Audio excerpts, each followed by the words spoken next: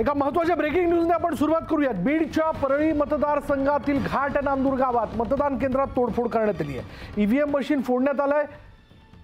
डवे मतदान या ठिकाणी मतदान प्रक्रिया जी आहे ती ठप्प झालेली आहे। 3 बूथवर तोडफोड करण्यात आली। राष्ट्रवादीचे नेते माधव जाधव यांनी मारहाण केल्याच्या निषेधार्थ कार्यकर्ते आक्रमक झाले आणि मतदान प्रक्रिया थांबवण्यात आली।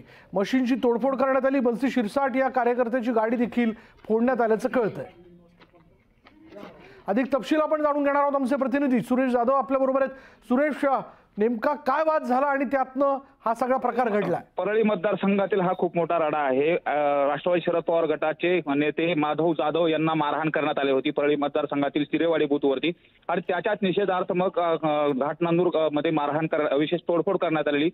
त्यामध्ये ईव्हीएम मशीन देखील फोडण्यात आलेले आहेत आणि इकडची जी मतदान प्रक्रिया आहे ती ठप्प करण्यात आलेली। 3 बूथ हे फोडण्यात आलेले। त्याचबरोबर आक्रमक झालेल्या कार्यकर्त्यांनी तिथे राष्ट्रवादी अजित पवार गटाचे जे नेते आहेत बंसी शिरसाट यांची गाडी देखील फोडण्यात आलेली आहे। त्यामुळे परळीमधलं कुठेतरी वातावरण हे संवेदनशील झालेलं आहे। तिथं पोलीस प्रशासन दाखल झालेलं आहे। मात्र सकाळपासूनच जर आपण बघितलं तर शरद पवार गटाचे जे उमेदवार आहेत राजसाहेब देशमुख यांना देखील अडवण्यात आलं होतं। त्यांना देखील धक्काबुक्की करण्यात आली होती। त्यानंतर हा दुसरा प्रकार आहे।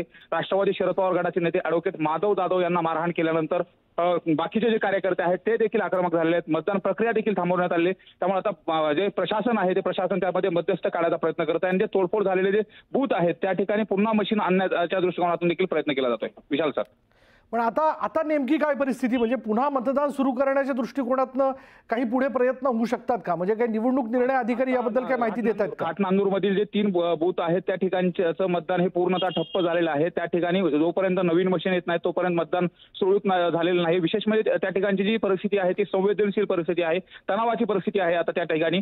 त्यामुळे पोलीस प्रशासन दाखल जरी झालं असलं तरी आता मतदान प्रक्रिया सुरळीत करण्याच्या अनुषंगाने 1 ते 1.5 घंटा लागू शकतो नवीन ईव्हीएम मशीन बोलवणं आणि त्या ठिकाणची प्रक्रिया सुरळीत करण्यासाठी प्रशासन प्रयत्न करत आहे। धन्यवाद सुरेश या सगळ्या माहितीबद्दल। परळी मतदारसंघातल्या घाटनांदूर गावामध्ये हा सगळा प्रकार घडलेला आहे। एका कार्यकर्त्याला, एका नेत्याला मारहाण झाली जे राष्ट्रवादी अजित पवार गटाचे नेते होते, धनंजय मुंडे यांचे कार्यकर्ते होते। त्यांना मारहाण करण्यात आली आणि त्याच्या निषेधार्थ